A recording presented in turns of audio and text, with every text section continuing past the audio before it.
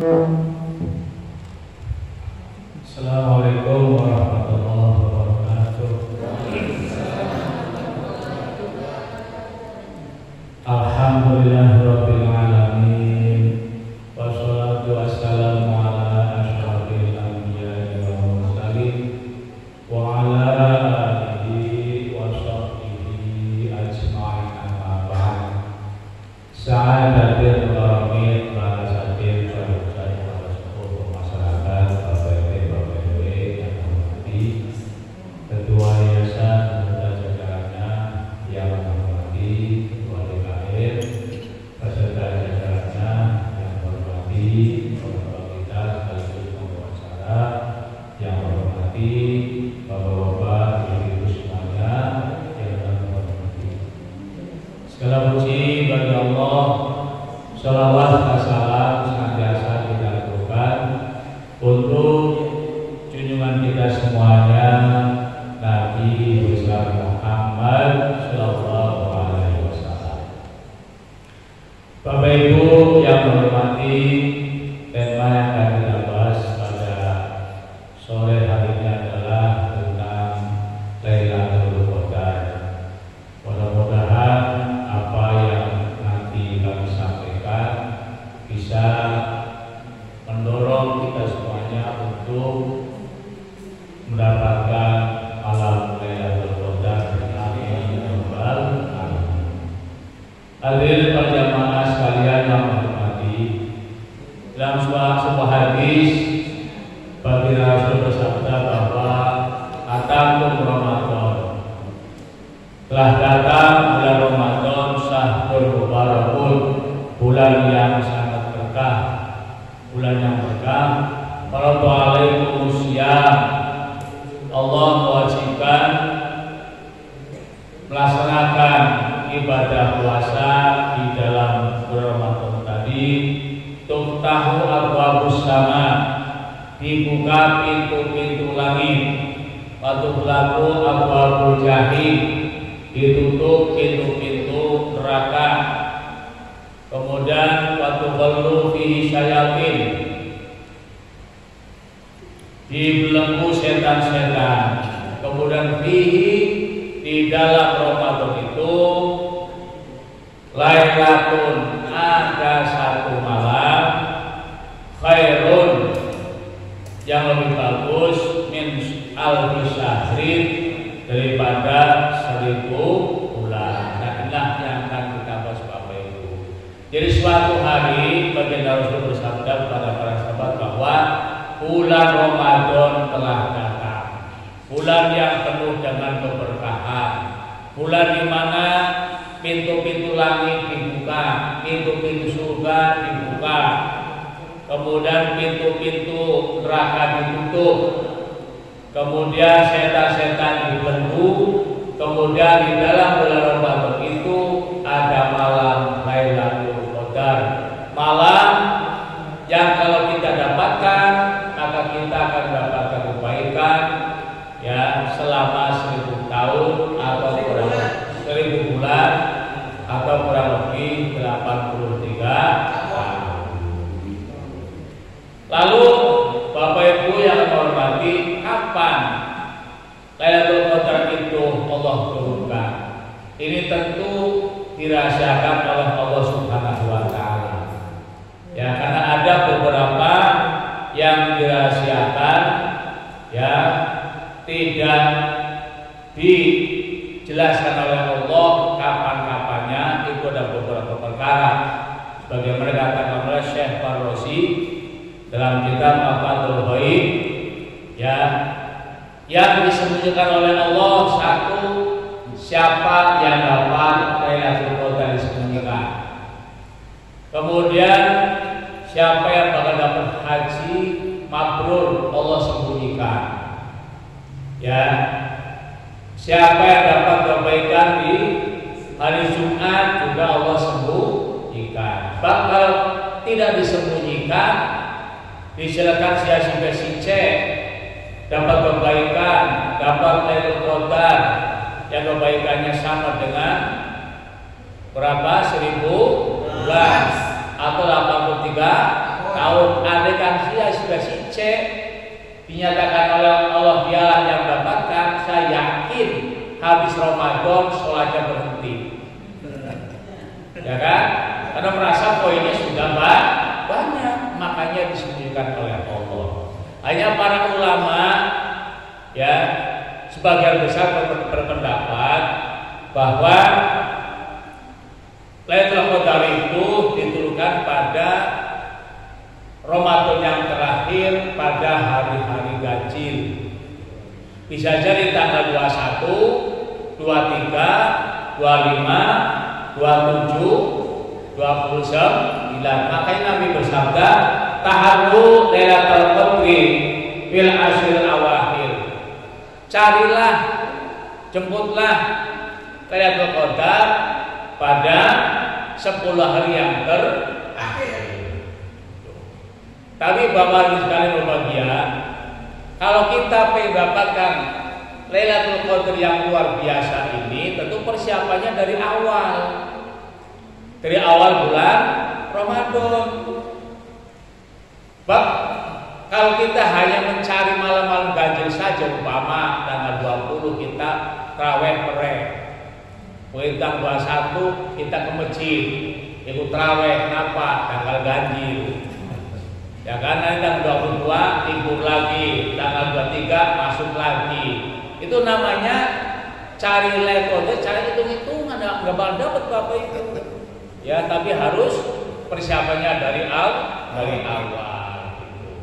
Nah, kemudian Bapak Ibu, suatu saat baginda Rasul duduk bersama sahabat, kemudian baginda Rasul cerita bahwa dulu zaman Nabi Musa ada orang-orang, maksudnya umatnya Nabi Musa ini umurnya 80 tahun, kalau malam ya yang mulai sholat malam, kalau siang ibadah luar biasa termasuk berjihad di jalan Allah.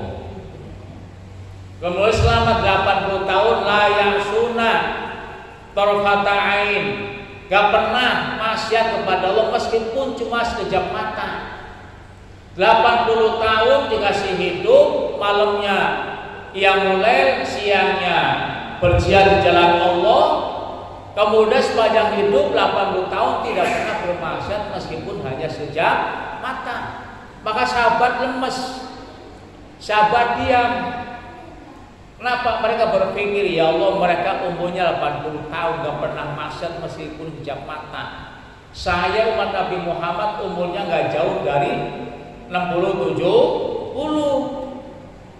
Andaikan dihitung antara kebaikan dan maksiatan, banyakkan kemaksiatan.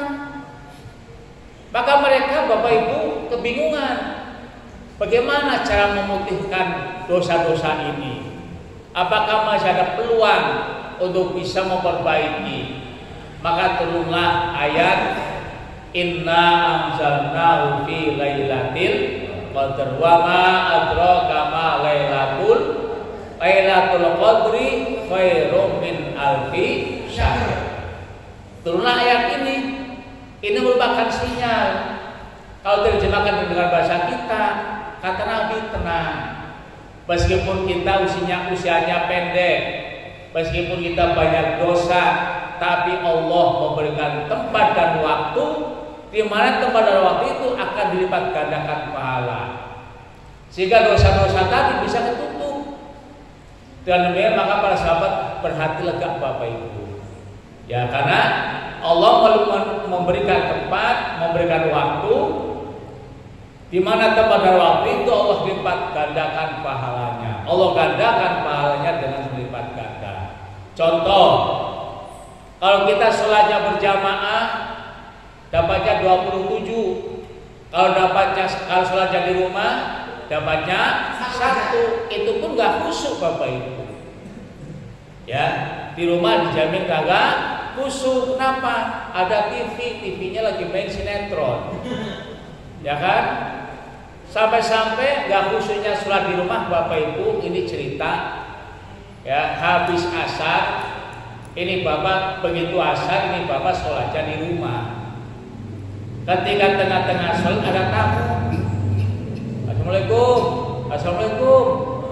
tahu suaminya lagi sholat, isi di dapur nyamperin. Nyamperin rambutan, tadi maaf Pak, waalaikumsalam, ada apa ini?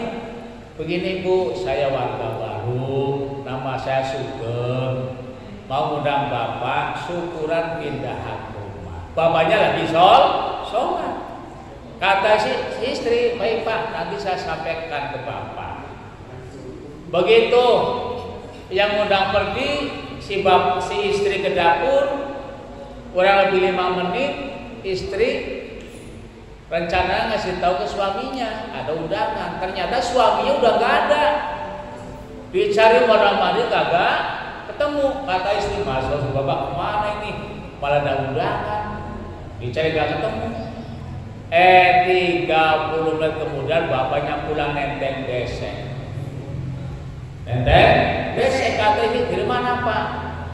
Syukuran. Di mana? Di Pak Sugeng. Lah kok tahu? Tadi sih waktu saya sholat ada tamu. Oh. Jadi sholatnya kagak khusyuk.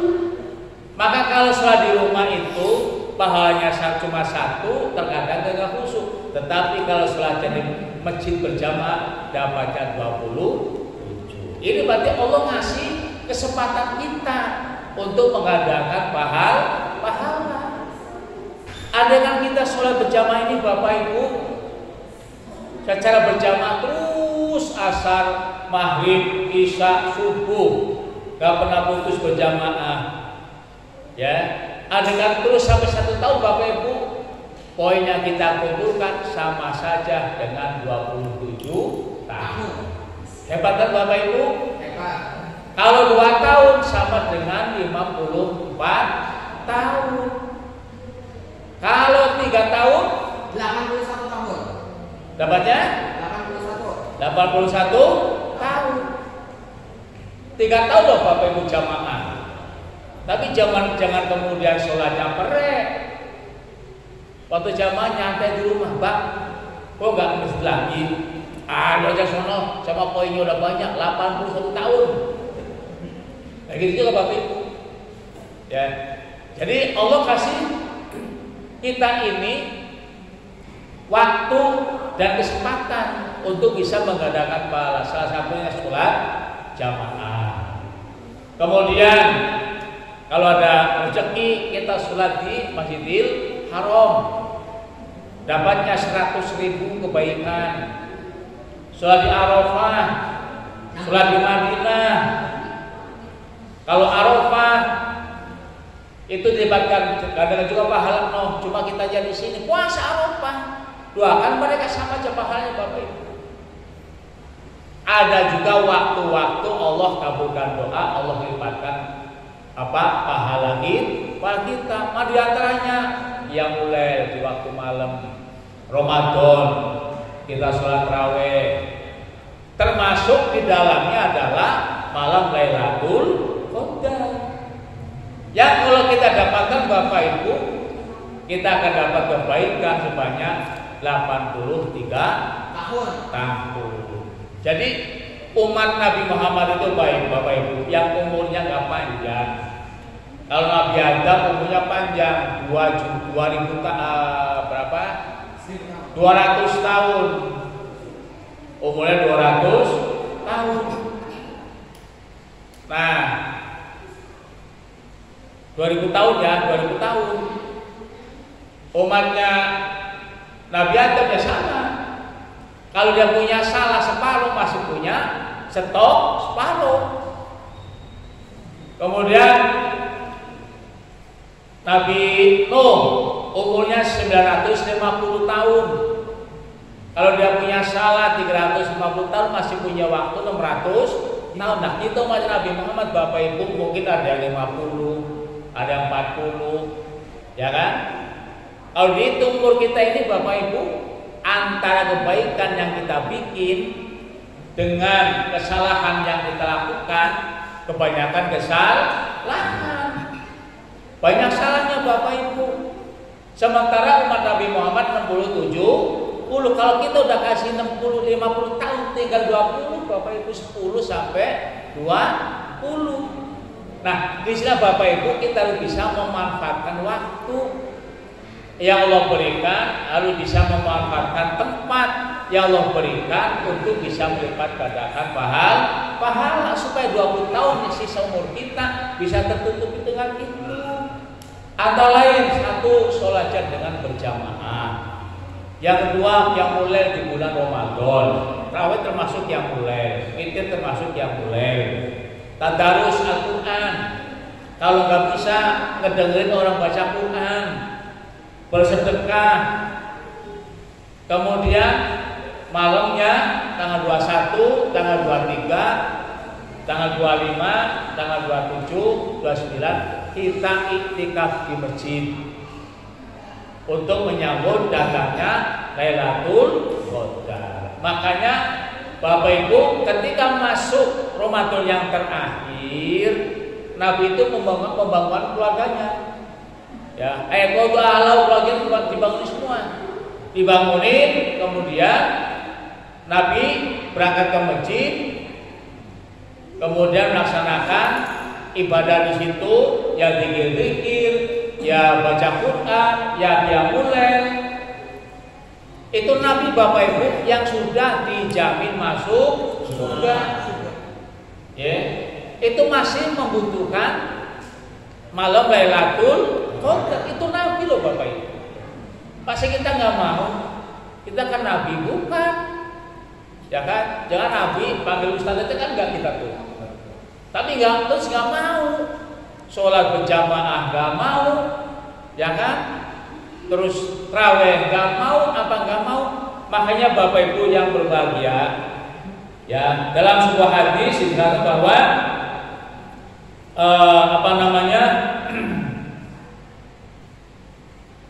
man haruma khairoha ya faqad haruma.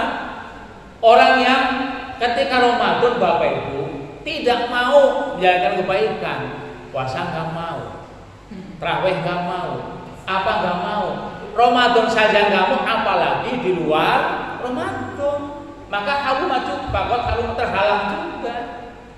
Makanya Bapak masih sangat kita sayangkan Bapak Ibu di Ramadan ini, ya. Apalagi saat sekarang ini Pak, di pasar ramai banget orang pada puasa. Dari mulai tukang parkir, ya, sampai tukang dagang, doang, semuanya udah gak pada puasa Bapak Ibu. Ya, tapi Lebaran ikut, Idul Fitri ikut, bajunya paling bagus. Ya sah-sah saja urusan ikutnya mah Lebaran. Tapi kan Masya Allah, kalau puasa saja nggak mau, tarawih nggak mau, sholat nggak mau, yang mana di luar Ramadan? Ramadan yang menawarkan begitu banyak kebaikan, dilipat gandakan pahala, dijamin masuk surga, Allah turunkan rahmat, Allah turunkan maghfirah, luar biasa sekali. Nggak mau, apalagi hari-hari biasa. Ini Bapak Ibu sangat disayangkan. Kita Indonesia puasa mirip Arab hari pertama doang Bapak Ibu. Hari pertama tarawih masjid penuh.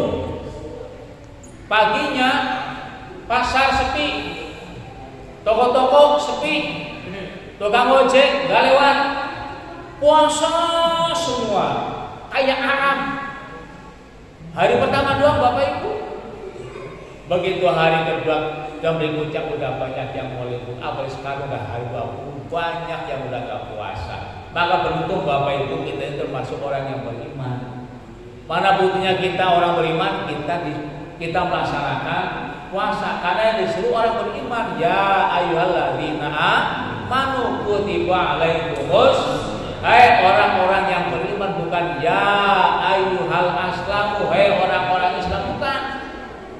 Orang Islam belum tentu iman, tapi orang iman pasti Islam. Kita beruntung Bapak Ibu masih pada puasa, masih mau tarawih. Berarti kita masih orang yang beriman, kita bersyukur. Nah makanya Bapak Ibu, yuk kita song-song malam Lailatul Qadar, ya nanti malam. Tapi jangan lupa sholat jamaahnya jangan ditinggalin Bapak Ibu. Kita tarawih berjamaah. 21 apa 20 apa 8 sini? 20 bagus tuh. 20 kali 27 tiap hari Bapak bayangin tambah witirnya.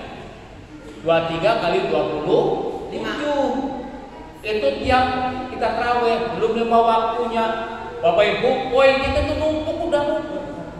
Ya bisa nutup kesalahan kita masa lalu.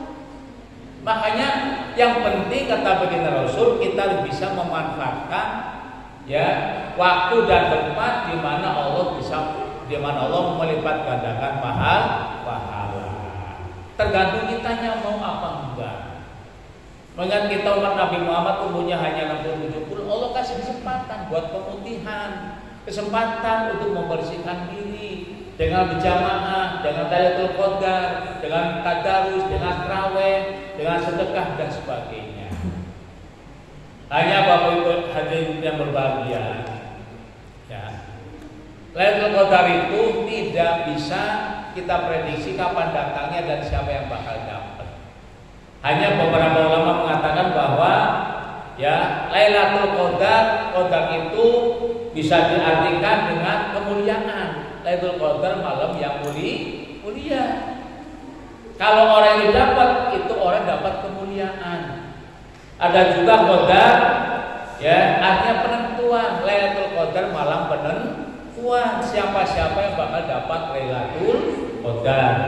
Yang ketiga, qadar juga diartikan sempit, malam yang sempit. Kenapa? Tanazzalul malaikatu warruhu fiha. Para malaikat turun, malaikat Jibril juga turun. Ya. Tanazzalul malaikatu warruhu fiha bi'izni rabbihim min kulli amr.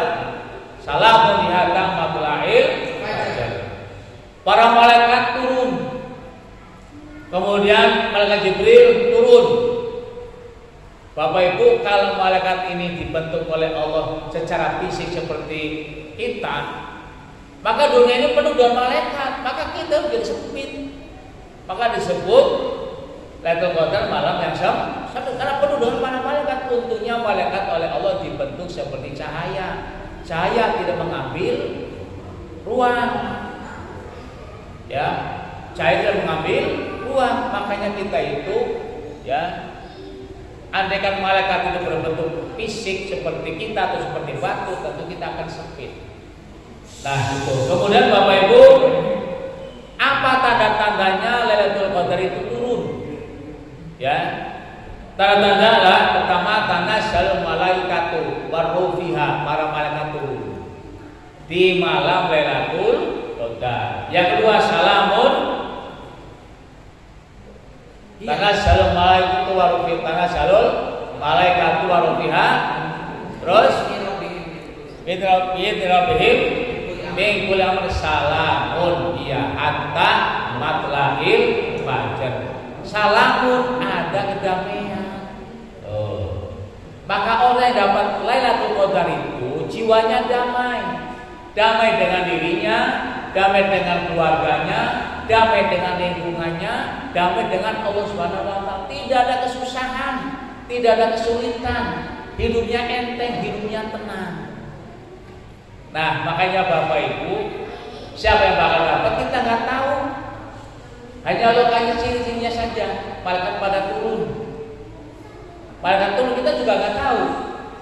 Yang bisa kita rasakan hanya satu, salamun, kedamaian, ketenangan. Memang di sini salamun hiya hatta matla'il fajar. Tapi ulama mengatakan, ahli tafsir mengatakan bahwa kedamaian ini bukan hanya sampai matla'il fajar, tetapi sampai nanti dia di kehidupan berikutnya dia akan mendapatkan kedamaian karena dapat poin kebaikan selama 83 tahun, maka menjadi tenang, rezeki cukup, ibadah anteng. Terus yang ketiga, ciri-cirinya ketika matahari terbit itu Bapak Ibu, yaitu cahaya matahari itu redup seperti tidak bercahaya. Kenapa? Karena malaikat pada kembali ke tempatnya. Malaikat turun kembali sehingga ketutup dengan sinarnya para malaikat, sehingga matahari seperti cahaya tidak terbit itu Bapak Ibu. Terus hawanya damai, tenang, itulah malam Lailatul Qadar. Kesimpulannya Bapak Ibu, kalau kita dapat malam Lailatul Qadar nih Pak, udah kita sholatnya berjamaah, tiap hari tiap waktu dapat 27. Kita tarawih 23 rakaat sama witir kali 27. Kemudian kita sholat qobliyah ba'diyah kali 27. Itu udah ribuan, udah ratus ribu itu ditambah 1000 bulan. 83 tahun. Nih Bapak Ibu, inilah kesempatan yang Allah berikan kepada kita, umat Nabi Muhammad yang umurnya pendek. Jika separuh berbuat dosa, separuh kita ada umur. Kalau ini kita ambil, kalau ini kita laksanakan, tuh insya Allah butuh Bapak Ibu. Tapi jangan kemudian sholatnya tetap jalan. Nabi saja tidak di surga kalau malam masih sholat tahajud sampai kakinya bengkak-bengkak, ya kan? Makanya Bapak Ibu disembunyikan. Kemudian Bapak Ibu berikutnya adalah setelah bulan Ramadan ini, ya kita rawat juga Bapak Ibu, kita rawat jamaahnya, sholat jamaahnya, ya kita rawat pengajiannya. Kata Nabi, man salaka thariqan yaltamisu fi ilman sahalallahu lahu thariqan ilal jannah. Barang siapa berjalan menuju tempat ilmu, tempat pengajian, Allah mudahkan jalan menuju ke surga. Jadi setelah Ramadan kita rawat Pak. Setelah Ramadan kita rawat dengan sholat berjamaahnya. Biar malam Lailatul Qadar kita dapatkan itu tidak hilang sia-sia. Kita rawat dengan berjamaah, kita rawat dengan thalabul ilmi, kita rawat dengan bersedekah, dan kita rawat dengan kebaikan-kebaikan yang lain. Fa idza faragta famsur. Fa idza faragta famsur. Kalau sudah selesai, ya maka laksanakan kebaikan-kebaikan yang lain. Tempo kayak gini Bapak Ibu. Selama Ramadan tarawih kita laksanakan, tadarus kita laksanakan. Selesai Ramadan udah sepi, ya kan? Sepi. Emang nggak boleh tarawih? Tarawih aja udah baru sepi lah, nggak boleh, ya kan? Maksudnya kita lanjutkan dengan kegiatan-kegiatan yang lainnya, termasuk Bapak Ibu zikir dibanyakin gitu. Ya, tempo-tempo Bapak Ibu kita zikir itu, ya kurang kenceng. Pada tempo-tempo kita ragu-ragu. Nah Bapak Ibu, ini saya cerita dulu nih, ya intermezzo untuk menghilangkan penat. Ada orang dagang mie ayam, rame karena nggak ada saingan. Nggak lama Bapak Ibu, gara-gara 4 bulan ada saingan tukang bakso. Akhirnya mie ayam ini omsetnya kurang. Yang tiap hari 100 mangkok, 80 mangkok, kan ada saingan tukang ayam, akhirnya kurang timbang 30 mangkok, 20 mangkok, gak pernah habis. Akhirnya nih tukang mie ayam itu mikir, ya Allah, ini gimana anak pada sekolah, anak pada pesantren, kalau kayak gini mulu nih repot ini. Akhirnya kata isinya, bang cobalah abang konsultasi sama Pak Ustadz sama Pak Kiai gimana caranya gitu. Akhirnya datang tuh ke Pak Ustadz, datang ke Kiai. Pak Kiai, saya ini dagang bakso, dagang mie ayam. Tadinya rame, gara-gara ada saingan tukang bakso, jadi sepi Kiai.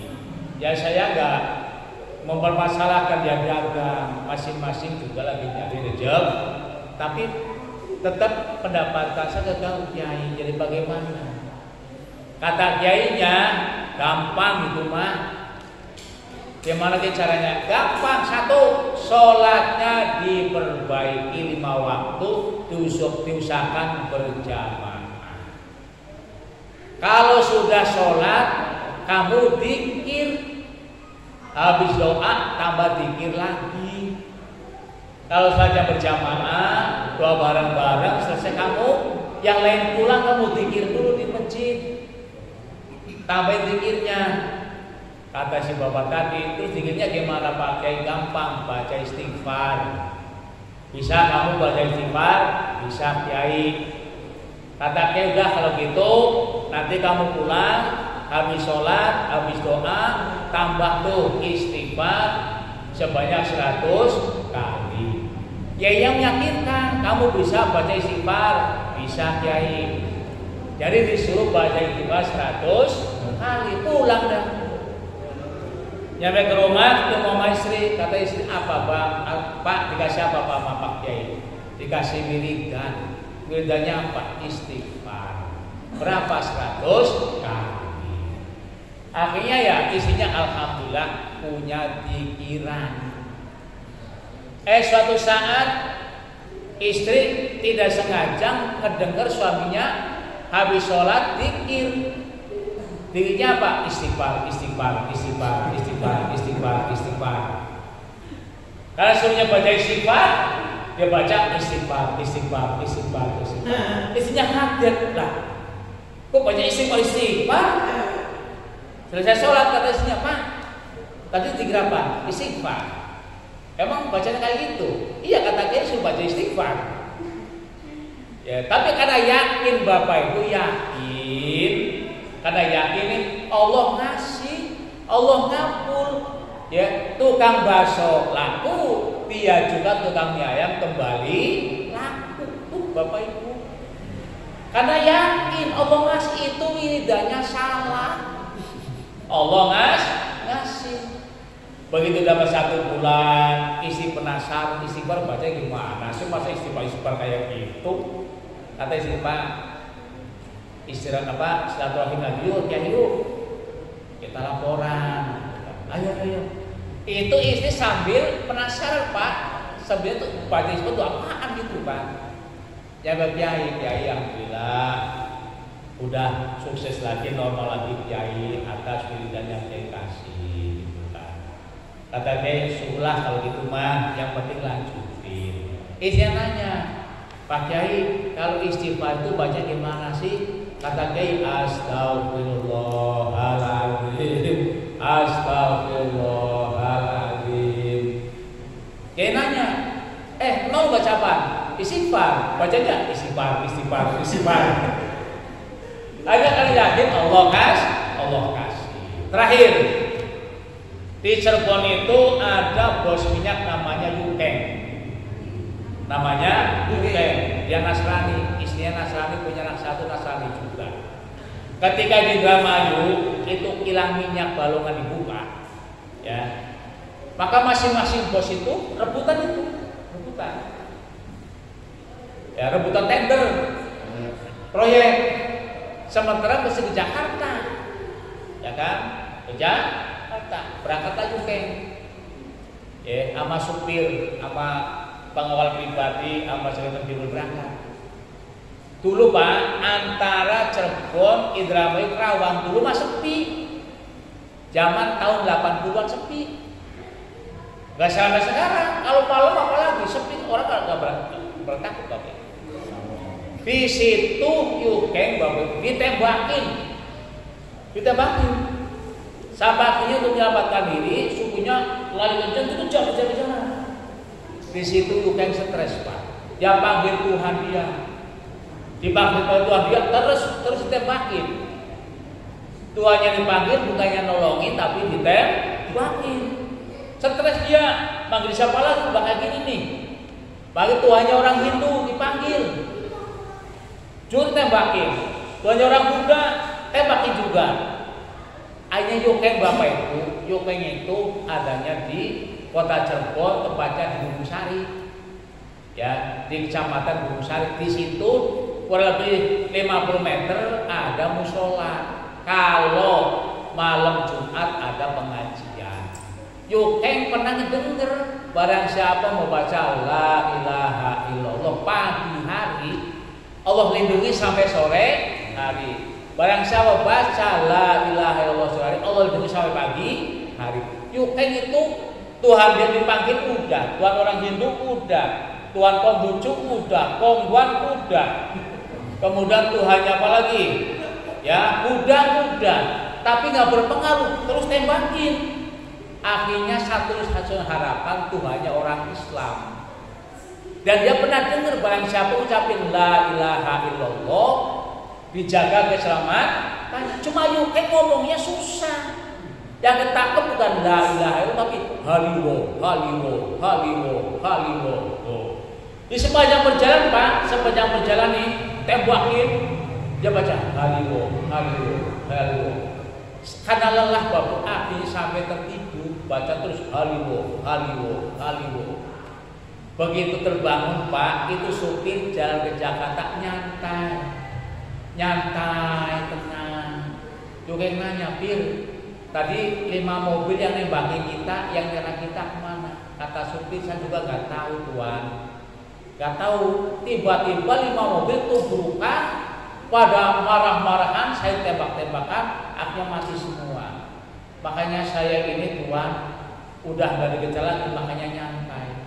Lalu kita pikir, wah hebat nih, haliwo bisa selamat. Karena dia yakin tuh, la ilaha illallah yang dicapai haliwo. Karena mata karena yakin Allah kasih Pak. Sampai ke Kerawang terdengar suara azan subuh. Kata yuk Pir, mampir lu ke masjid, lu sholat, hanya lu orang sholat kan? Ya luar, lu orang sholat, Cina. Ya kan?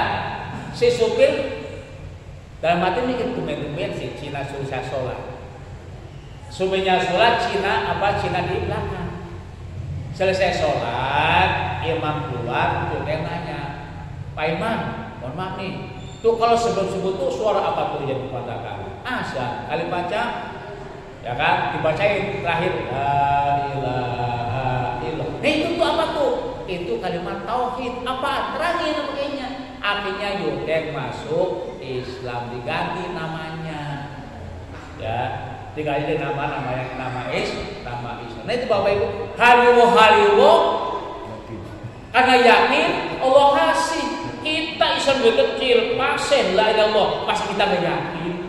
Nah kesimpulan Bapak Ibu, jadi yuk kita rawat apa yang kita dapatkan dari Ramadan ini, jamaah tarawihnya, jamaah 5 waktunya, jamaah qobliyah apa namanya itu, sedekahnya, terus lain kita rawat setelah selesai Ramadan. Faida faragha langsung selesai ini kita lanjutkan. Jangan sampai Ramadan kita dapat segala kebaikan, di luar Ramadan pelan-pelan baik itu habis karena kita nggak bisa merawatnya. Itu saja Bapak sekalian. Mudah-mudahan bermanfaat.